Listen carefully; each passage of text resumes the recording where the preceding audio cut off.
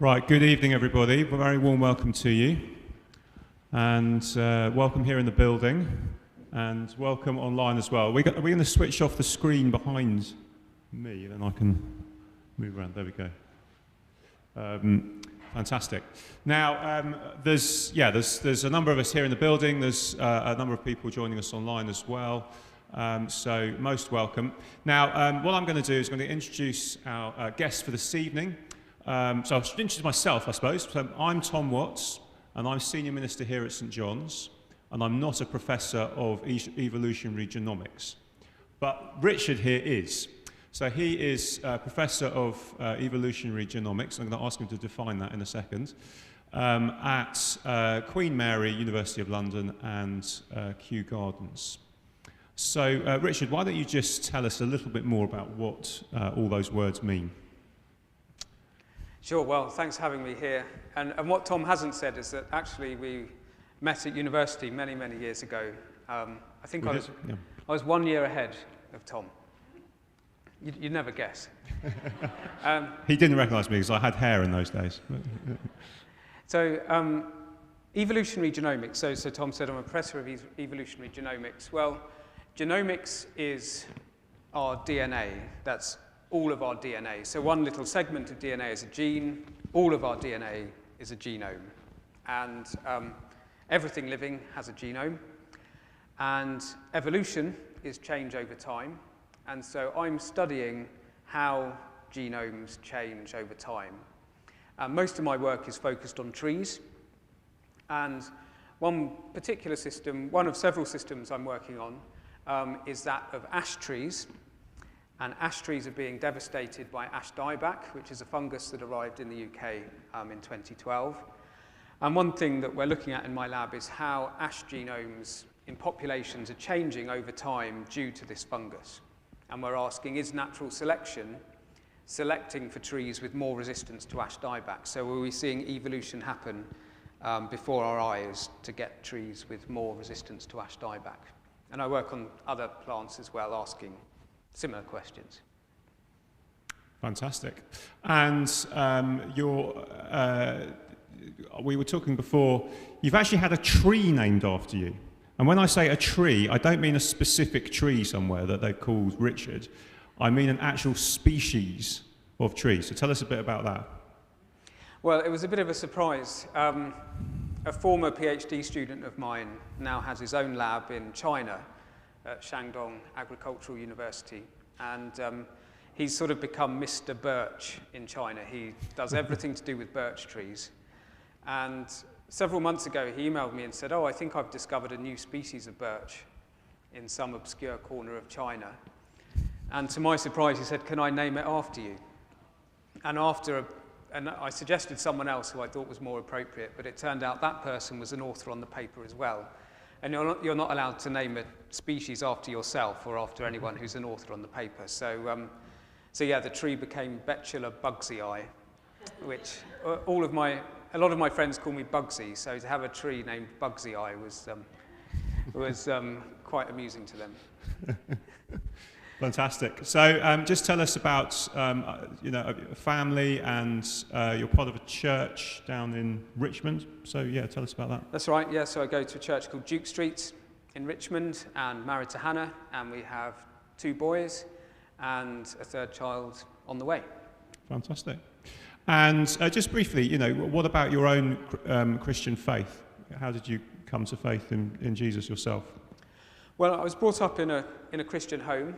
But it was always emphasized to us as children that we weren't Christian just because we were in a Christian home, just because our parents were Christian, but that we had to come to a personal faith for ourselves if we wanted to be a Christian. And for me, that didn't really happen until I was about to leave for university, really, when I was in my late teens.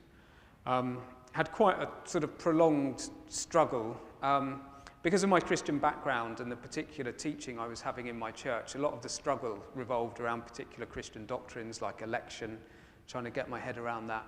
But eventually everything sort of came clear to me just before university, and so I got baptized just before that. And then I really grew a lot actually at university. I'd grown up in a really small church, and then just meeting loads of other Christians at university was just something that helped me grow tremendously, and particularly also meeting Christians who were scientists as well, and learning from them and discovering how they thought about their academic studies as Christians.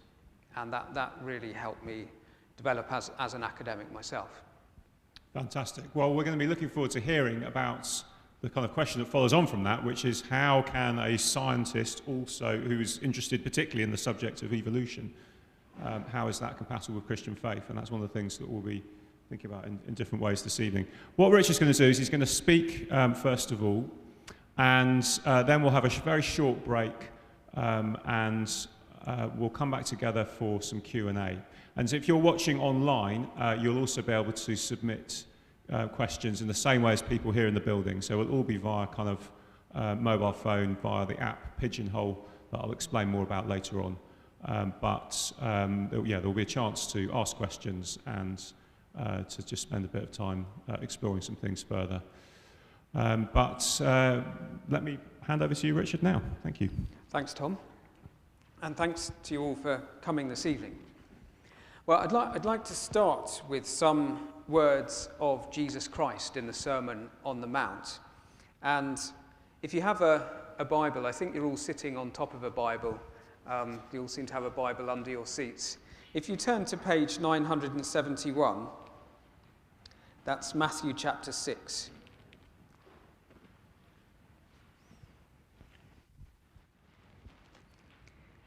And I'll read from verse 28 in Matthew chapter 6. That's just at the bottom of the first column on page 971.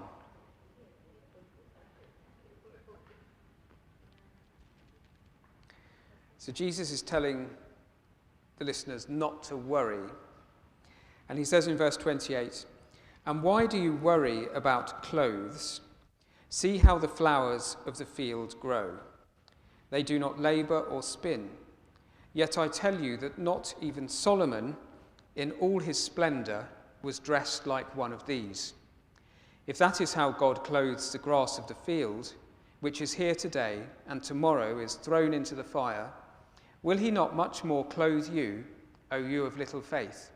So do not worry, saying, what shall we eat, or what shall we drink, or what shall we wear?" Well, you'll understand how this particularly resonates with me as someone working at Kew Gardens and with a background in plant science. Jesus looking at the flowers and saying, if you're worried, look at flowers and think about what they're teaching you and stop worrying. And of course, that's good news, I think, to all of us. There's plenty to worry about at the moment, isn't there? But Jesus is saying, look at the spring flowers around you. And they're teaching you a lesson that means you don't have to worry.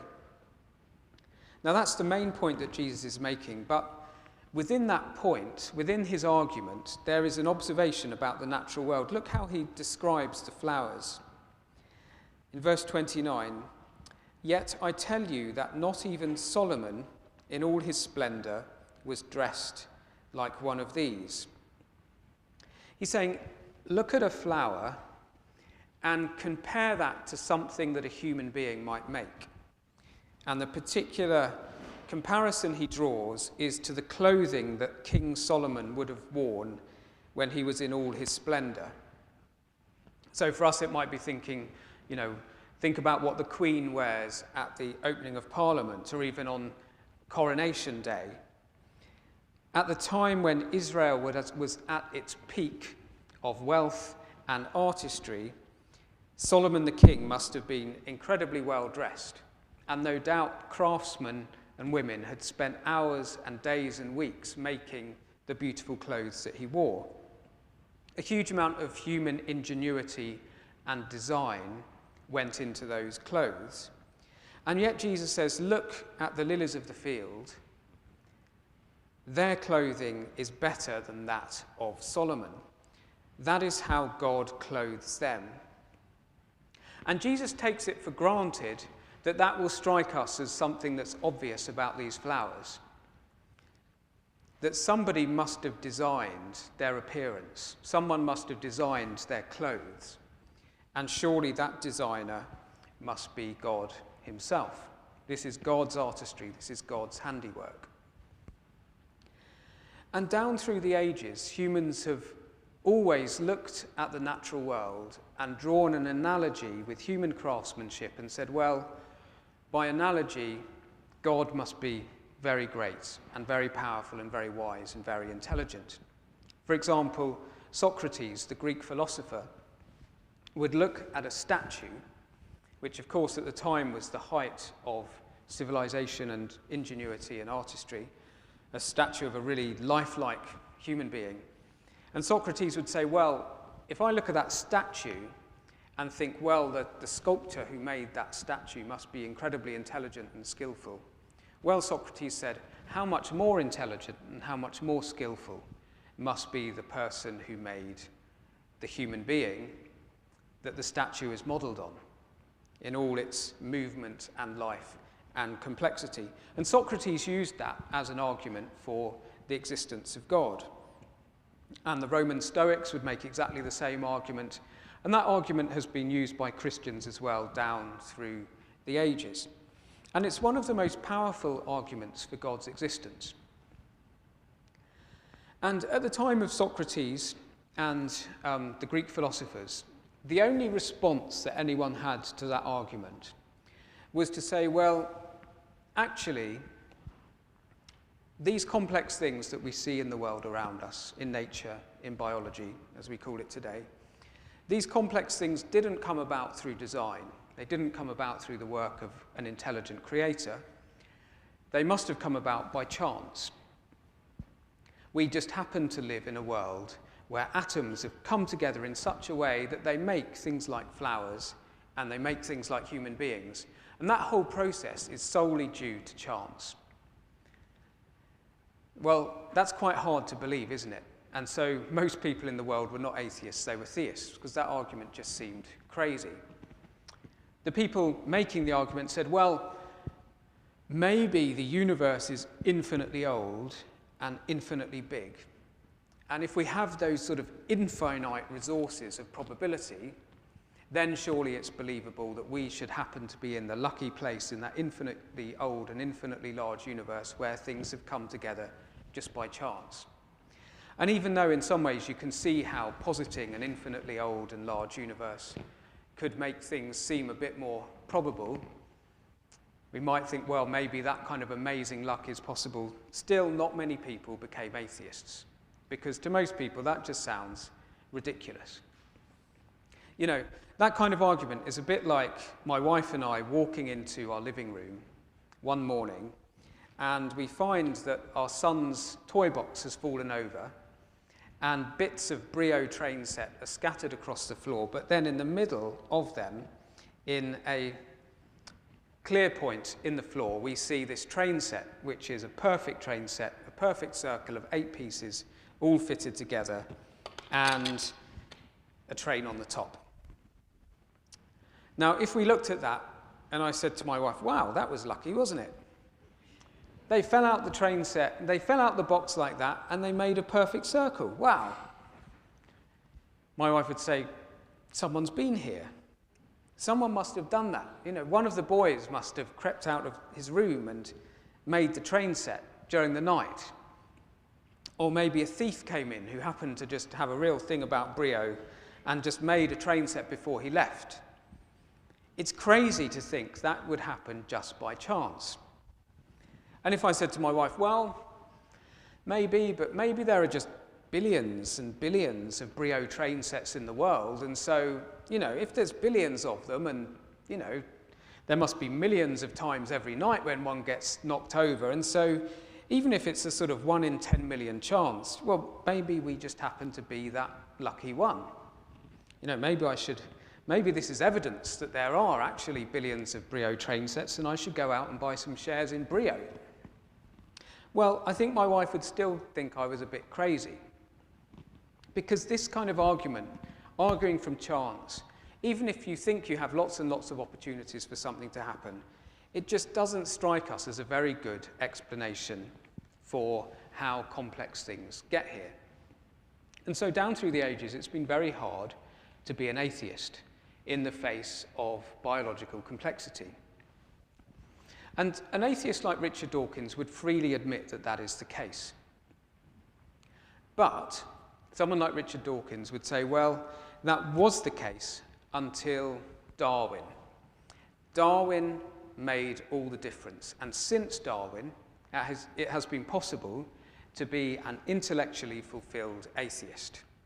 Now, maybe Darwin doesn't disprove God. That would be too strong a claim.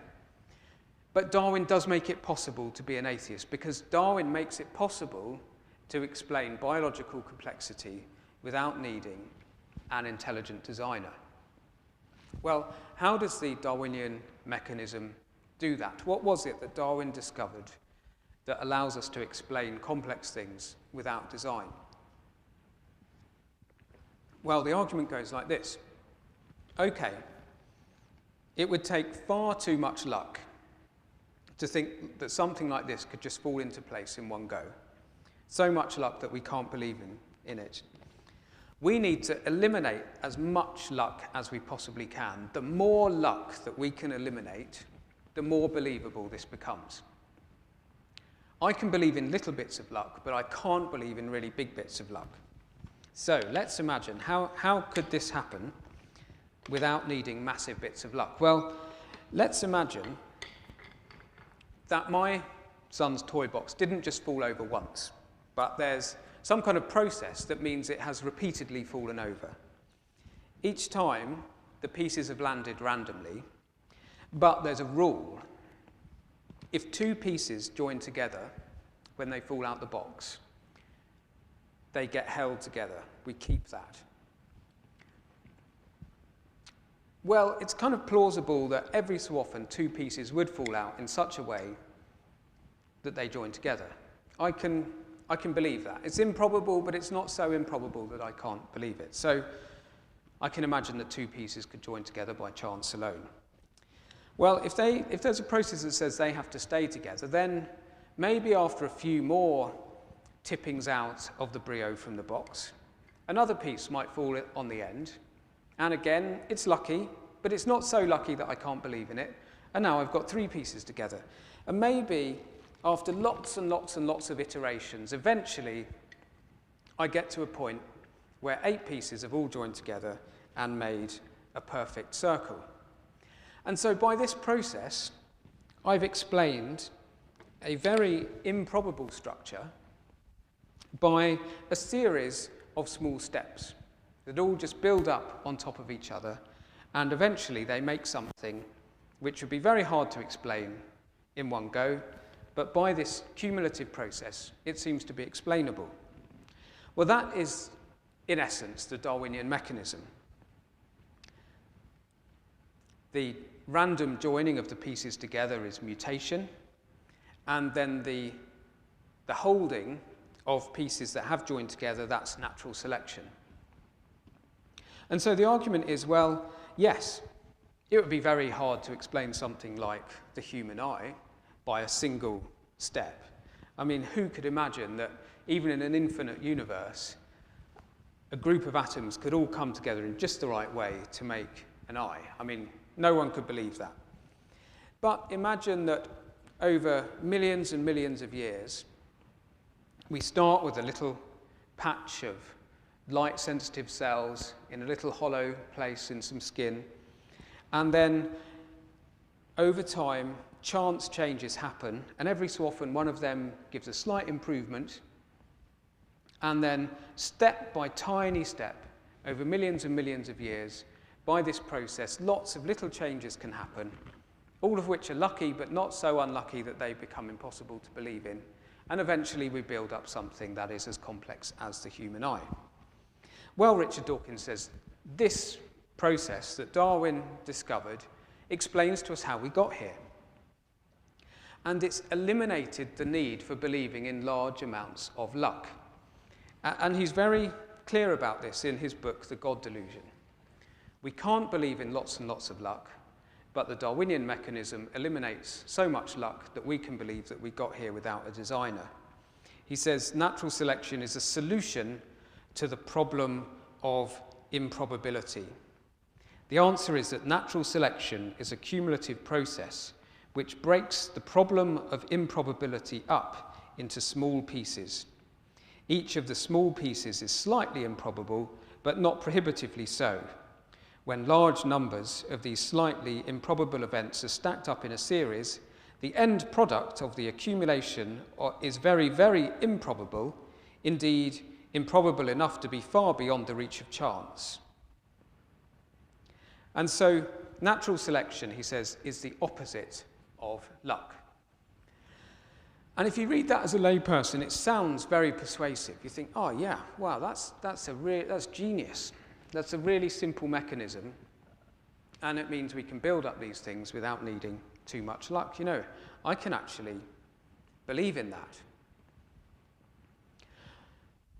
Well, it sounds good until you really start to think how that might actually work. Because yes, there are lots of little bits. You can see how certain structures could build up through lots of little bits of luck. But surely there have to be some steps where you need a really big dose of luck. Now, let me give you one example. Imagine that I've got a structure like this that's built up by lots of tiny steps to make this circle. Well, how do I then go on to make something more complex from this? It's kind of reached a point where I can't make it any better because I've now got a perfect circle. The only way I can make it more complex is to introduce a piece like this, which is a junction. If I can introduce this, then I can expand my train set into something much more complex. But to do that, I've got to go backwards. I've got to leave my perfect circle, I've got to break that, and then I've got to insert a piece that has a junction. If you like, I've reached one fitness peak, but then to be able to get to a higher fitness peak of more complexity, I've actually got to go backwards to be less fit. I've got to break the circle. And the only way that can happen is through chance. And that's very well understood by evolutionary biologists. It's called evolutionary drift. You need it to get from one fitness peak to another. That relies on big doses of chance. So that's one way in which more luck is needed than Dawkins seems willing to let on. Another way in which chance might be needed is if you need more than one piece to fall into place to make a structure. So, for example, I didn't bring the pieces this evening, but those of you who are familiar with Brio train sets will know that you can sometimes have bridges. And they normally consist of 3 pieces. You have a small ramp, then the bridge itself, and then another small ramp at the other end. Now, if I've added one of the ramps needed to make a bridge, I can't just add in any other piece after that. I have to add in the bridge bit. And then once I've got the bridge bit, I can't add in any other piece. I have to add in the other ramp. If I don't get those 3 pieces all in place in the right way, my train set will just stop working. I need all 3 pieces to happen at once, to happen in a perfect sequence for it to work. And that's obviously going to take more luck than just adding in a new piece. When we look at the natural world, we see lots and lots of structures within our own cells which are so complex that it's very hard to imagine how just one little change followed by another little change followed by another little change could ever make a pathway that leads to them. For them to be able to work, lots of pieces have to all come into place at once. And under Dawkins' view, the only way that can really happen, if we're not allowed God to be involved in the process, is by luck. And so we need massive doses of luck to build up some of the really complex structures that we see within our cells. And just to give you one example of that, in all of our cells we have millions of tiny motors. And these motors run on a flow of hydrogen ions going through them across a membrane. They rotate extremely fast, and as they rotate, they change the molecular structures of proteins around them that enables a molecule called ADP to be changed into ATP, and that's how energy moves around our cells. That is an incredibly complex molecular machine. It's far more complex than any nanotechnology any human team of scientists has ever been able to make. Very hard to even imagine a step-by-step pathway by which that could come about. The only way it could have come about without God somehow being involved is by pure chance. And so I find as I read Dawkins' argument and then really think through what I know about the biological world and the evolutionary process, I can see that he's sweeping a lot of luck under the carpet. When you really think about it, it's not half as credible as it sounds. But I don't really need to spend a huge amount of time arguing that we need lots of luck, because later on in the God delusion, Dawkins actually admits that we do. So if I move on a few more pages, I come to the issue of the origin of life. And I discover Dawkins saying this: the origin of life only had to happen once. We can therefore allow it to have been an extremely improbable event, many orders of magnitude more improbable than most people realize, as I shall show. So we find that when we come to the origin of life, Dawkins is having to say, oh well, it happened through luck. It happened by pure chance. And he has to say that because the Darwinian mechanism doesn't work until you have something that reproduces. You have to have a self-replicating entity before the Darwinian process can happen. And so the origin of life can't be explained away by an incremental process, like one little step acting, building up on another. It has to happen by pure chance. But that's not the end of the story. Later on, about 20 pages later, he says, nevertheless, it may be that the origin of life is not the only major gap in the evolutionary story that is bridged by sheer luck. He goes on to say, my colleague Mark Ridley, in Mendel's Demon, has suggested that the origin of the eukaryotic cell, our kind of cell with a nucleus and various other complicated features such as mitochondria, which are not present in bacteria, was an even more momentous, difficult, and statistically improbable step than the origin of life. The origin of consciousness might be another major gap whose bridging was of the same order of improbability. And so as we read more and more about his view of how we got here, we find he's invoking massive amounts of luck. He's basically ending up in the same position as people were before Darwin. He's admitting the Darwinian process isn't adequate to explain some of the major transitions in the history of life. And so when we really think about how credible is this, have we eliminated enough luck to make our amazing biological complexity credible in an atheistic universe? I don't think we have.